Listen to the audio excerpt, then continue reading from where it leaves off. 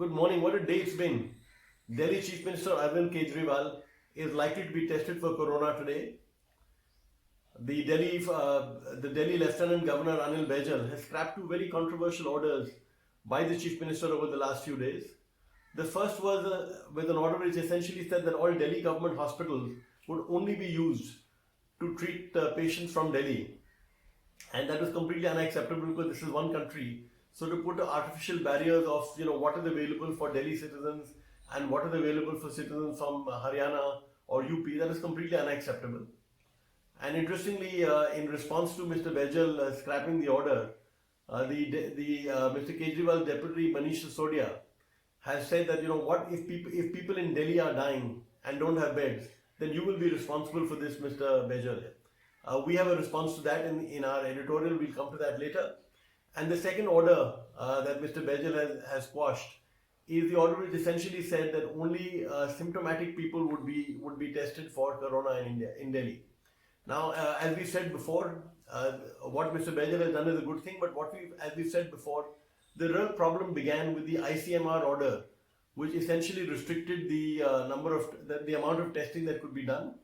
What Arvind Kejriwal did was to refine that further and to make it more restrictive. The extra restrictions imposed by Mr. Kejriwal have been removed, but the ICMR order is the original sin, and that is what needs to go.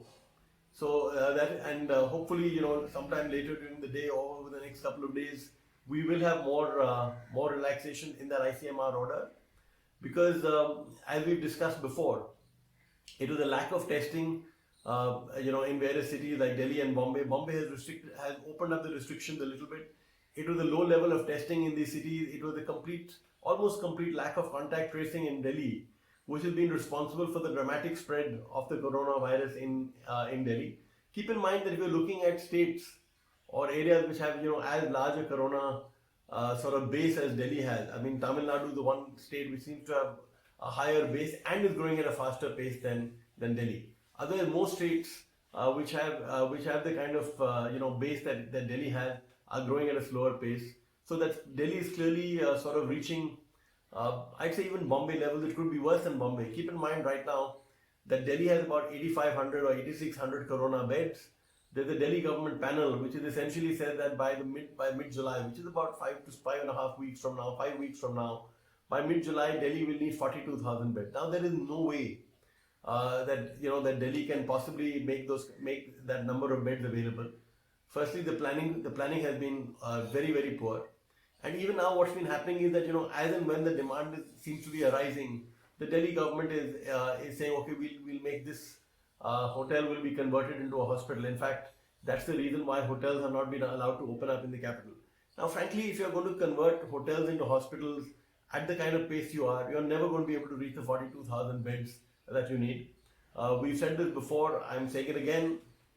The only solution now is for the state government to request the central government or the central government to step in on its own and essentially ask the army to set up field hospitals in the cantonment areas and other areas, because that is the only way that you'll get these facilities.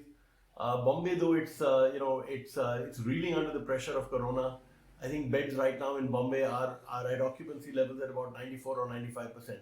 So though Bombay is reeling under pressure, Bombay has done a fairly good job of creating those jumbo facilities, some of which are less contact facilities. They're very state-of-the-art facilities. They've been set up in very little time by the Maharashtra government in Mumbai. And frankly, if the army comes in, that's something that we need to do in Delhi as well. Otherwise, Delhi is going to be in serious trouble. Our next story is a very good example of the sclerotic way in which the government functions.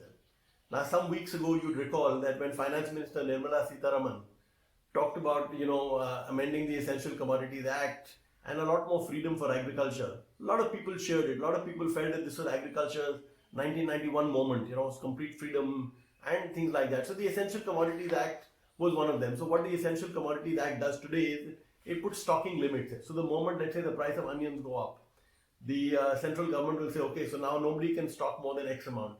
So immediately, people, so let's say it's an exporter who is trying to export onions, that exporter has to, sell the stock immediately. Let's say it's a processing plant which has kept the onions for something, that processing plant has to, dump the onions immediately. So there's a lot of restrictions that came because of the Essential Commodities Act, and it also held back investment. So what the finance minister said was that we are going to be making this a lot easier. Unfortunately, what she didn't do is she didn't scrap the act, which is a real problem. So she didn't scrap the act. She basically said that only in very very rare circumstances will we use this. So everybody said, okay, there are going to be very rare circumstances, so it's okay, we can live with it. Now, when the guidelines came out yesterday, you realize just the kind of fine print that the bureaucracy puts in to completely finish off any government scheme.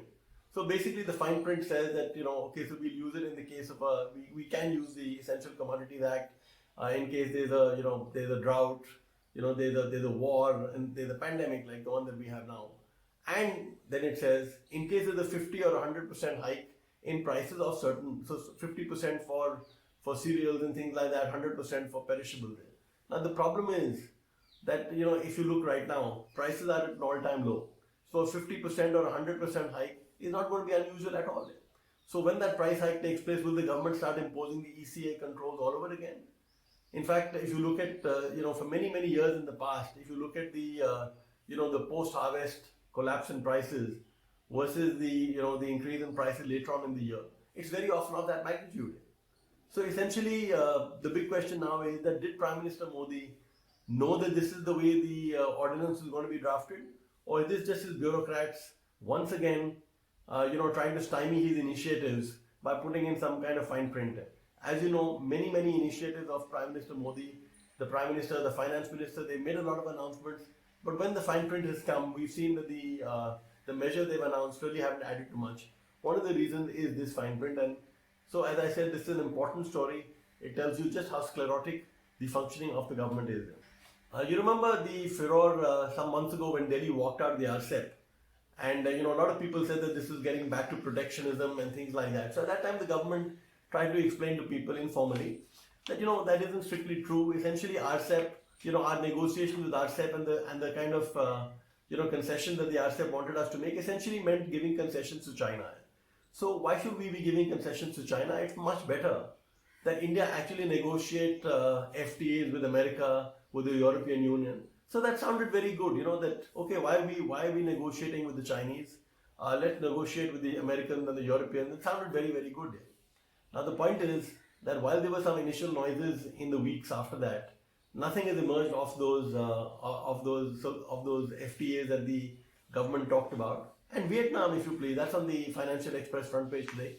Vietnam has managed to sign an FTA with the European Union. So Vietnam, keep in mind, is a tiny little country. It's a country which is giving India more than a run for its money in terms of exports. We've seen in the case of mobile phones that as people started moving out of China to produce mobile phones, Vietnam became sort of the country of second choice. So I think about 10 to 12%, maybe 15% of global exports of mobile phones take place from Vietnam today.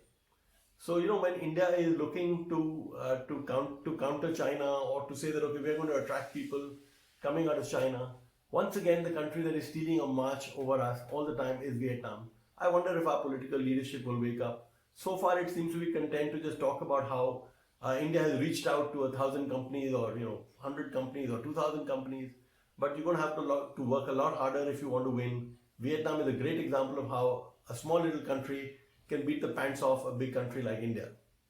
If you're wondering whether India is becoming a lot more industry friendly, we've heard a lot of talk from the Prime Minister and other ministers over the past few months also, about how India plans to be a lot more friendly. Well, a great example of that is the Supreme Court case that one of my colleagues has reported. It's about Cairn Energy. So basically, it's about Cairn India. What Cairn India has done is Cairn India had a dispute with the government of India on some cost recoveries, which is perfectly normal. Every country has these disputes with the contractors, the oil and gas contractors that they work with. Well, in this case, what happened was that Cairn went in for international arbitration when the dispute happened. The international arbitrators ruled in favor of Cairn, and once again, the government of India is basically trying to approach the local courts to say that no, there's some problem with the arbitration award. So this is becoming increasingly a pattern that whenever there's a global arbitration award, India starts to challenge it. Now, again, in this case, India, the government is saying that no, these are very special circumstances in this case. The problem is that the government of India, the very few people trust the government of India when it comes to this, because the government of India's track record is very, very poor. Keep in mind that there was a case of Tata and Docomo. Basically, Tata and Docomo had entered to an agreement, and Tata had agreed that if certain parameters, performance parameters were not met, they would buy out Docomo at half the investment that Docomo made. So when those parameters never got made after many years, Docomo wanted to sell out. Tata bought the stake, wanted to buy the stake for 50%, and the government of India said, no, I'm sorry, you can't do that, because that original contract that you signed was against the law. Now, so Docomo went in for global arbitration, and the global arbitrator said that Tata have not met their obligation to Docomo for whatever reason, and therefore they have to pay a compensation. The Tatas were delighted because in any case they wanted to make this payment to Docomo. The government of India did not stand to lose a single paisa in this. It was not even a party, but it went and argued in the court that the Docomo award should not be given. So that's a track record of India when it comes to global arbitration. I think this is another reason for foreign investors to get worried about India. And more important, when you look at India's rank in terms of enforcing contracts in the doing business ranks, essentially global arbitration was one way for India to fix its ranking. And once again, the government has cut a sorry figure when it comes to that. Shardul Shroff, who's one of the finest legal minds that corporate India turns to, has a piece in the edit page of Financial Express today where he explains, based on the current ordinance that the government has on the keeping the insolvency IBC code in abeyance. He basically talks about that, explains the perspective, and explains how this is actually going to hurt all the stakeholders in this, whether it's the people who've taken loans, whether it's the banks. And he basically said that we need to look for a way forward. President Trump, at the best of times, has always been a difficult person to defend. Because many of the statements that he makes border on on the fanciful. He stretches the truth like nobody can. Defending President Trump at the best of times is difficult, because a lot of what he says borders on the fanciful. He really stretches the truth and things like that.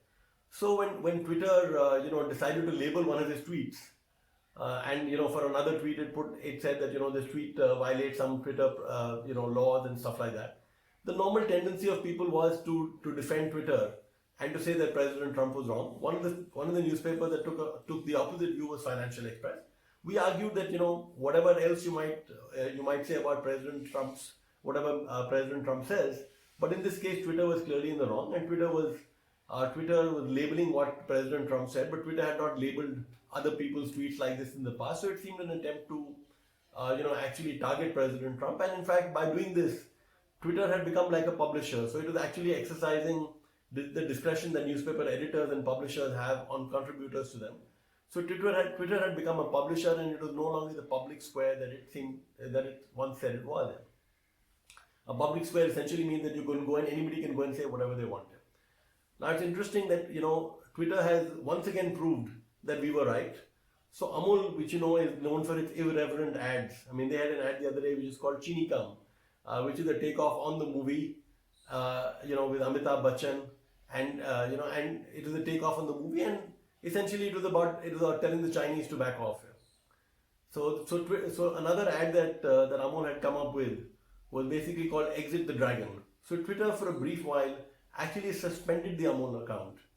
So it just tells you that Twitter is playing the big brother, and so if Twitter feels that it will no longer be open from lawsuits, and it can be shielded from lawsuits because it's a public platform and anybody can say whatever they want on it, that's something which is going to become increasingly difficult to defend.